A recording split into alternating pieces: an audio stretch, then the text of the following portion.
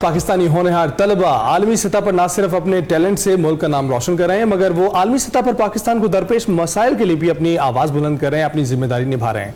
आज espresso studio में हमारे साथ मौजूद हैं पंजाब यूनिवर्सिटी की तालिबा जनीता अहमद अवान, जिन्होंने गुज़िश्ता दिनों आज़रबाईजान COP29 में होने वाली फॉर्म पर पाकिस्तान की तरफ से नुमाइंदगी की और जनीता अहमद अवान ने कॉन्फ्रेंस में बतौर यंग फीमेल क्लाइमेट एडवोकेट शिरकत की, जहाँ उन्होंने पाकिस्तान और दुनिया को दरपेश क्लाइमेट के मसाइल पर गुफ्तगू की, माहौलियाती तब्दीलियों से मुतासिर पाकिस्तान के आलमी हकूक़ का भी जिक्र किया। मजीद उन्होंने क्या गुफ्तगू की उन्हीं से जान लेते हैं। Janita, thank you very much for joining us in the studios. अस्सलाम वालेकुम जनीता, आप कैसी हैं? वालेकुम अस्सलाम, अल्हम्दुलिल्लाह मैं बिल्कुल ठीक, आप कैसी हैं? अल्हम्दुलिल्लाह। सबसे पहले तो भाई ये बताएं कि इतनी यंग एज में आपने ये जो COP29 कॉन्फ्रेंस है इसमें शिरकत की, कैसे पहुंची आप ये? और ये जो बेसिकली वी नो कि इसका थीम होता है, पर्पस होता है, तो वो क्या था और आपने पार्टिसिपेट कैसे किया? Thank you so much. This is my favourite question because as far as a female student मेरा ताल्लुक वादिया सून से है। वो बेसिकली एक वादी है पंजाब में सुलेमान रेंजेस के ऊपर और ये बेसिकली पोटवार प्लेटू के ऊपर है। बहुत कम लोग इसके बारे में जानते हैं, लेकिन ये बहुत खूबसूरत वादी है जिसमें हमारे पास झीलें हैं, आबशारें हैं, बागात हैं, जंगलात हैं। तो एक पूरा नेचुरल हैबिटेट है और रिसेंटली जो है ये बहुत बड़ी टूरिस्ट अट्रैक्शन बनी, इसको TDCP की तरफ से काफ़ी ज़्यादा इस पर रिजॉर्ट्स बनाए गए। बट रिसेंट ईयर्स में क्योंकि क्लाइमेट चेंज एक बहुत बड़ा मसला दुनिया को दरपेश था, जिसकी वजह से हर कंट्री ने, स्पेशली जो तरक्की पजीर ममालिक थे, उन्होंने बहुत ज़्यादा सफ़र किया। अब इन क्लाइमेट चेंज इश्यूज़ की वजह से जब बारिशें बहुत ज़्यादा कम हो गई और हीट वेव्स बहुत ज़्यादा शुरू हो गई, तो हमारी जो वादी है उसमें एक है उछाली लेक। ये बेसिकली एक ऐसी झील है जिसका टेम्परेचर साइबेरियन लेक के बिल्कुल इक्वल होता है और सर्दियों में हमारे पास जो है वो साइबेरियन बर्ड्स, डिफरेंट तरह के माइग्रेटरी बर्ड्स और हमारे पास काफ़ी एक पूरा नेचुरल हैबिटेट है उछाली लेक में। लेकिन गुज़िश्ता सालों में उस झील ने बहुत ज़्यादा सफ़र किया क्लाइमेट चेंज की वजह से, जिसकी वजह से वो ड्राई होना शुरू हो गई। वहाँ पे जो डिफरेंट पास बर्ड्स थे उनकी स्पीशीज़ कम होना शुरू हो गई और ख़त्म होना शुरू हो गई। जो इर्द गिर्द लोग रहते थे उन्होंने वहाँ से माइग्रेट करना शुरू कर दिया, क्योंकि वहाँ पे रहना पॉसिबल नहीं था, क्योंकि एलजी इतनी ज़्यादा मिकदार में वहाँ पे पैदा होना शुरू हो गई थी और फ़िज़ा में बहुत मतलब आलूदगी और एयरबॉर्न डिजीज़ जो होती हैं वो काफ़ी ज़्यादा फैलना शुरू हो गई थी। तो वो एक बहुत ज़्यादा सीरियस मसला था और मैं जो कि मतलब मुझे अपनी वादी से बहुत ज़्यादा प्यार है और मैं वहाँ पे पैदा हुई हूँ, वहाँ पे बड़ी हुई हूँ, मेरे लिए वो बहुत मुश्किल था वो सब देखना कि हमारे जो हैं वो नेचुरल साइट्स इस तरह से इफ़ेक्ट हो रहे हैं। वहाँ पे टूरिज़्म भी ऑलमोस्ट बिल्कुल ख़त्म हो गई थी। तो मैंने सोचा कि इस चीज़ को हाईलाइट करना चाहिए, क्योंकि मैं डिजिटल मीडिया की स्टूडेंट हूँ पंजाब यूनिवर्सिटी में। सो आई थॉट कि मुझे एक आइडिया आया कि मैं अपनी जर्नलिज़म को क्लाइमेट एक्टिविज़म से कनेक्ट करती हूँ and I come up with an idea कि मैं स्टोरीज़ लिखना स्टार्ट करूं जिसमें मैं इस तरह की कम्युनिटीज़ जो क्लाइमेट चेंज से सफ़र कर रही हैं और इस तरह के इलाके जो क्लाइमेट चेंज से सफ़र कर रहे हैं पाकिस्तान में, स्पेशली वो इलाके जो इतने ज़्यादा डेवलप नहीं है, इतने ज़्यादा प्रिविलेज नहीं है, जिन पे इतनी ज़्यादा मतलब अटेंशन नहीं आ रही, तो मैं उन पर स्टोरीज़ लिखना स्टार्ट करूँ। और मैंने अपनी जर्नलिज़म का सिटीज़न जर्नलिज़म का सफ़र शुरू किया 2-3 साल पहले, जिसमें मैंने ब्लॉग्स लिखना शुरू किए, रेडियो प्रोग्राम्स किए, डिफरेंट शॉर्ट फिल्म्स वगैरह बनाई जिसमें मैंने अवेयरनेस पैदा की। तो इसके थ्रू मुझे लगा कि काफ़ी इम्पैक्ट आ रहा है, बिकॉज़ मेरा जो रिसर्च आर्टिकल था उसने पंजाब यूथ समिट 2023 में विन किया था रिसर्च आर्टिकल, और वो उछाली लेक पर ही था। So that was the point जब मुझे लगा कि ये चीज़ जो है वो इस तरह से हाईलाइट की जानी चाहिए, specially through the voices of youth, क्योंकि मेरा ताल्लुक जिस वादी से है वहाँ पे कोई भी बच्चा अभी तक ऐसा नहीं है जिसने मीडिया की फील्ड में आया हो। सो मुझे अपना ये आइडिया बहुत अच्छा लगा, इनोवेटिव लगा एंड आई थॉट कि इसको आगे प्रमोट करना चाहिए। एंड मेरी COP की जर्नी के बैकग्राउंड पे भी यही स्टोरी है। बिल्कुल, और हमें आपकी स्टोरी सुनकर बड़ा अच्छा लगा और हमें खुशी हो रही है कि आप जैसे होनहार तलबा के हाथ में हमारा मुस्तकबिल है। बहुत अच्छा लगा आपको सुनने में। You are a very good orator as well. Digital media को भी कॉन्ग्रेचुलेट करूंगा, आपके जैसे स्टूडेंट्स वहाँ पर मौजूद हैं।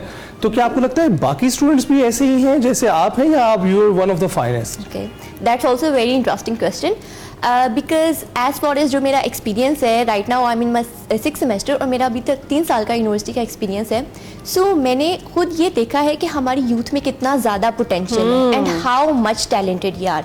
लाइक फॉर एग्जांपल हमारी क्लास में एंड देन हमारी यूनिवर्सिटी में इतने डाइवर्स बैकग्राउंड से स्टूडेंट्स आए हैं डिफरेंट एरिया से एंड हर किसी के पास एक यूनिक टैलेंट है. किसी के पास स्टोरी टेलिंग का, किसी के पास पब्लिक स्पीकिंग का, किसी के पास राइटिंग का, किसी के पास वीडियोग्राफी का, किसी के पास इनोवेटिव सॉल्यूशंस का. सो वो जब आइडियाज़ हमारे कंबाइन होते हैं तो हम लोग डिफरेंट तरह के इनोवेटिव और डाइवर्सिफाइड आइडियाज़ लेकर आते हैं जो कि आई थिंक पाकिस्तान की जो 60% आबादी है वो ऑलरेडी यूथ है. सो जब इतने सारे इनोवेटिव आइडियाज कंबाइन होंगे तो of course we can move towards a better future. बिल्कुल. एक्सप्रेसो भी एक ऐसा प्लेटफॉर्म है जिस पर हम इस तरह के टैलेंट्स और हीरोज दिखाते हैं जो हमारे यंग टैलेंट्स और हीरोज है और उनको यहाँ पे बुलाते हैं, मौका देते हैं. ऐसा प्लेटफॉर्म है. अच्छा जनीता, आप बताइएगा कि ये जो आपका एक्सपीरियंस था अज़रबैजान COP29 में जो आपने ये शिरकत की है, कैसा एक्सपीरियंस था ओवरऑल? क्या क्या सीखने को मिला आपको वहाँ पे?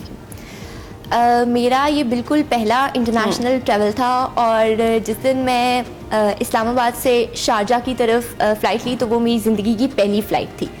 तो उसमें काफ़ी सारी एक्सपेक्टेशंस मेरी पूरी वादी की उम्मीदें थी मेरे साथ और literally they were all like कि हम जो है वो देखेंगे. आपको जो फ़्लाइट ट्रैकर होता है ना ऑनलाइन जिसमें आप फ़्लाइट ट्रैक कर सकते हैं, तो दे वर लाइक कि हम आपको देखेंगे एंड जहाँ पे भी आप आएंगे आपको देखेंगे. बिकॉज उनके लिए बहुत ज़्यादा फ़ख्र की बात थी और मेरे लिए उससे ज़्यादा थी कि मैं अपनी वादी को, अपनी यूनिवर्सिटी को, अपने मुल्क को रिप्रेजेंट कर रही हूँ.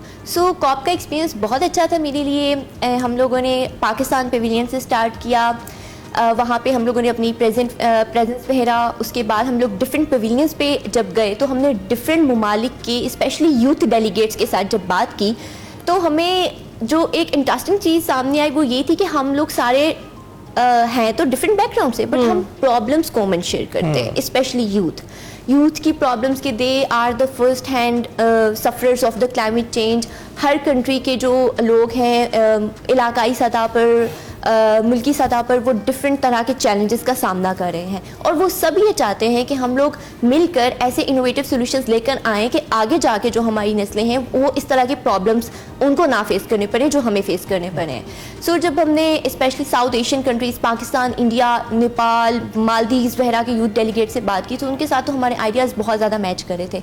बिकॉज जो डेवलपिंग कंट्रीज़ हैं वो ऑलरेडी कॉमन प्रॉब्लम शेयर करते हैं एंड लाइक जो दूसरे कंट्रीज़ थे even US, UK, Russia, China, इन सब कंट्रीज़ के यूथ डेलीगेट्स ने आके हमें बहुत ज़्यादा अप्रिशिएट किया कि despite of the challenges, despite of the आपके जिस तरह के इकोनॉमिक के जिस तरह जो भी चैलेंजेस फेस कर रहे हैं आप लोग आकर इंटरनेशनल प्लेटफॉर्म पर वॉइस रेज कर रहे हैं तो ये एक बहुत बड़ी बात है.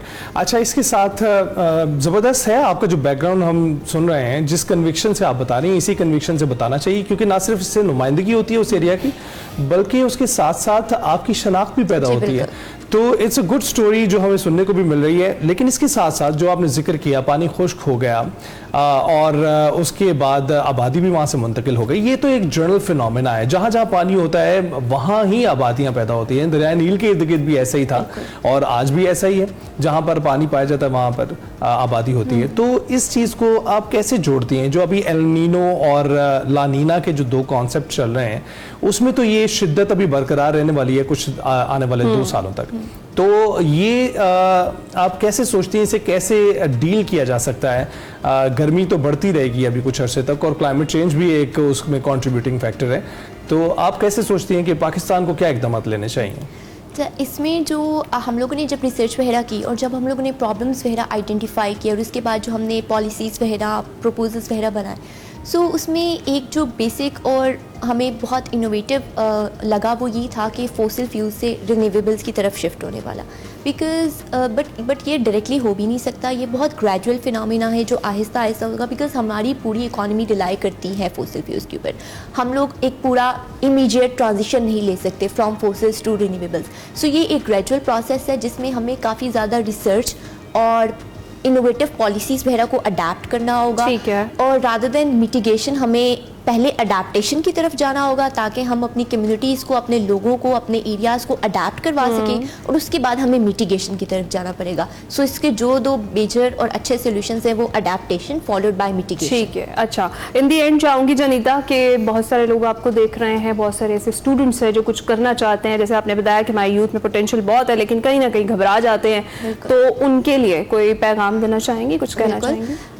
मैं हमेशा ये कहती हूँ कि क्योंकि मेरा इलाका भी, मेरा ताल्लुक भी एक गांव से है, सो ऐसा होता है कि हम लोग जब कभी कुछ करने का सोचते हैं तो हम लोग अक्सर जो है वो बहुत सी फैक्टर्स की वजह से वो चीज़ नहीं कर पाते हैं। उसमें सबसे पहले आ जाता है सोसाइटल प्रेशर, पीयर प्रेशर और हमारा लैक ऑफ कॉन्फिडेंस, जिसमें हमें लगता है कि अगर हमने किया सो कॉन्सिक्वेंसेस हम लोग पहले देखना शुरू हो जाते हैं कि क्या होगा अगर हमने ऐसा किया, हमें मतलब हेटरेट मिलेगा, हमें ट्रोलिंग मिलेगी, हमें अप्रिशिएट ना किया गया। सो मुझे भी ये सब फेस करना पड़ा। इनफैक्ट मुझे एज अ फीमेल बहुत ज़्यादा चैलेंजेस फेस करने पड़े, because I was the one who was bringing something different ideas on the ground, and जो चाहती थी कि इस तरह भी किया जाए, इस तरह भी किया जाए। सो आपको बहुत ज़्यादा चैलेंजेस फेस करने पड़ेंगे, but you have to do is just start.